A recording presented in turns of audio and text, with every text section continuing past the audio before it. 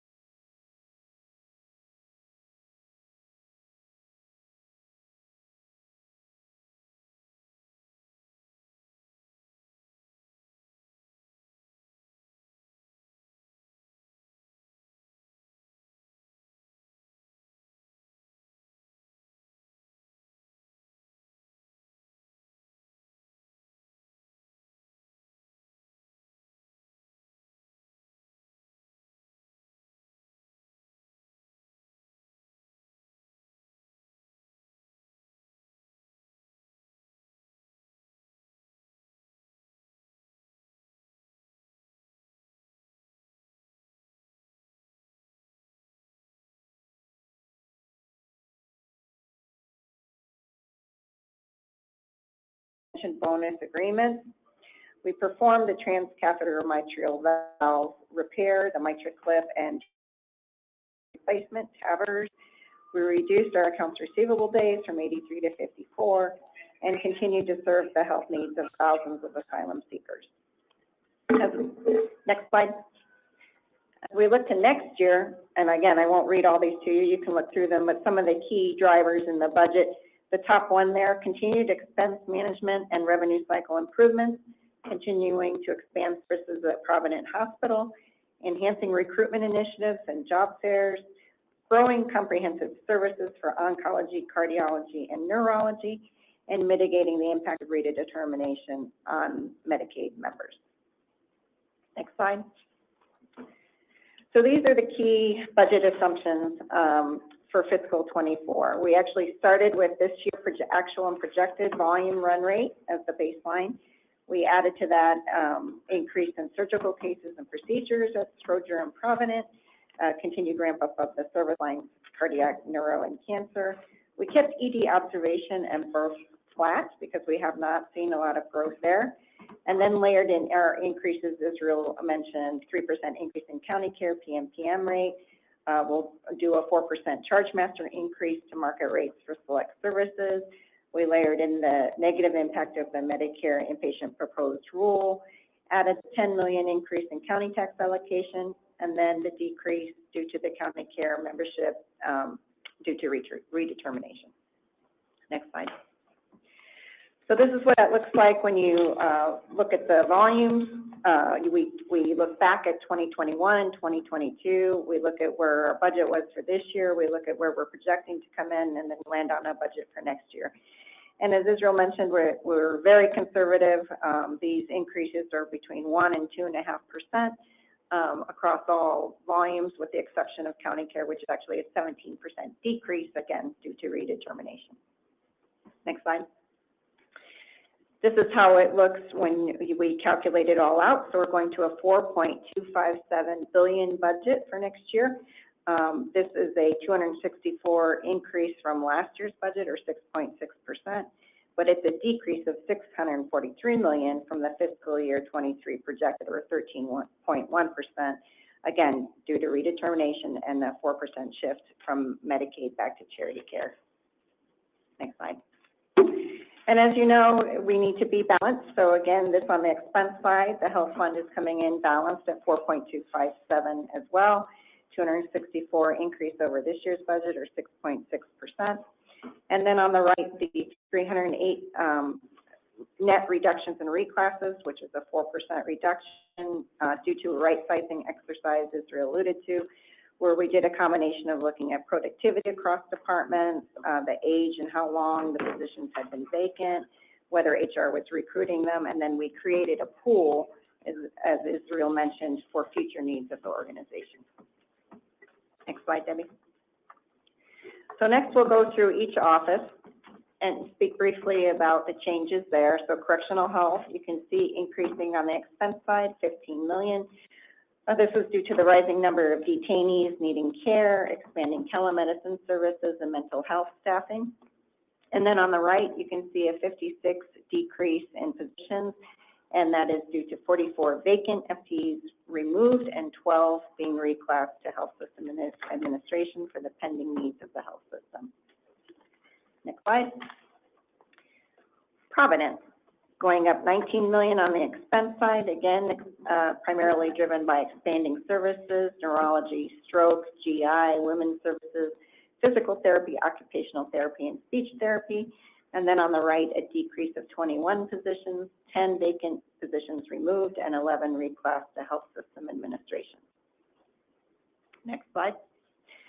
Our outpatient, ACHN and core, a $50 million increase on the expense side, again, being driven by expansion of services, virtual care and urgent care, radiology services, and continuing to serve the health needs of asylum seekers.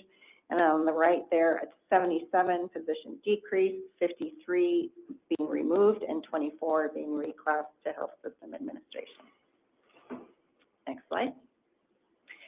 Stroger, of course, the biggest chunk of increase on the expense side, continued ramp up of new service lines, cardiology, neurology, and cancer center, an increase of 265 million, and being driven also by the increase in lab, registry, medical, and pharmacy supplies due to increased costs. On the right, 191 position decrease, 87 removed, and 104 reclassed to health system administration for pending needs of the health system. Next slide. Public health. So public health is a combination of both support from the operating budget, the health fund, and the bulk of their financial support coming from grants. So on the health fund side, just going up 2 million, and on the position side, going down 50. Again, 38 of those removed and 12 reclassed to health system administration, and the remainder of those reductions due to grants ending. You can see we've also listed the top 3 grants. These are the same grants that were in place. They're of the biggest dollars last year. Next slide. Health administration. So here we're going up 32 million on the expense side. As Israel mentioned, we're establishing an Office of Clinical Research to support research operations and establishing a position control department to balance organizational goals relative to vacancies. A 95 position increase is due to the reclasses from across all those other offices for pending needs of the health system and create that pool of positions that Israel spoke about. Next slide. That brings us to health plan services or county care. County care is actually going down 122 million on their expenses. This is primarily the decrease in medical claims due to the projected membership decline due to redetermination and annual state auto assessment of auto assignment to 35%. We used an average membership of 364,000 a month. We did put in that 3% per member per month increase, and all other expenses kept with prior year trends.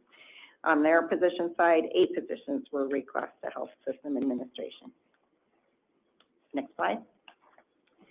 This slide you've seen in the past. This is just the projection of the anticipated decrease due to redetermination. Of course, actual results may vary, but we can see starting at the beginning of the fiscal year, a high of 404,000 down and ending slowly ticking down over the course of the year to 348 by the end of the fiscal year, but an average membership of 364,000. Next slide. This slide shows just the split of that 364,000 across the different plans, as well as the total contribution by each plan to CCH. And last slide, yep, our budget, just a reminder of our budget calendar. After today's meeting, we'll embark on a couple of public hearings and wrap that up with a request for approval at our Finance Committee and board meeting later this month. That concludes the budget presentation. And Chair Ryder, I neglected to mention that Director Curry is also present remotely. I thought we did that. I don't think I said his name. All right, great.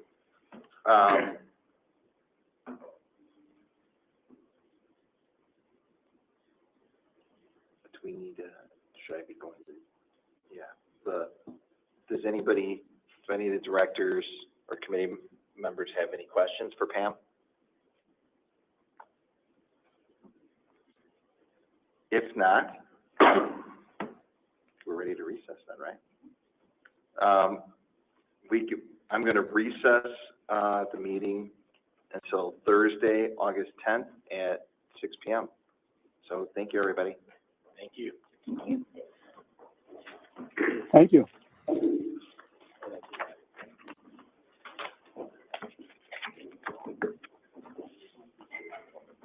I can't get into the Wi-Fi.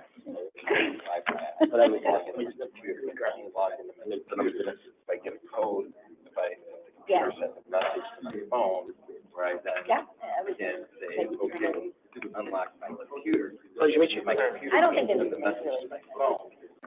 The internet. but I think we're gonna, there's been some questions, so maybe we'll do that. Okay, my computer's not connected to the Wi-Fi. So they can't get into it without the phone. So, and my phone, my hotspot, my phone isn't working with that.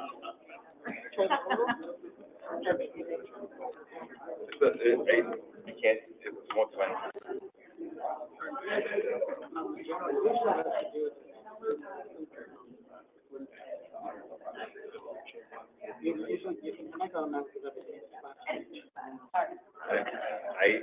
Yeah, right, I can't get to the, right. So, what happened,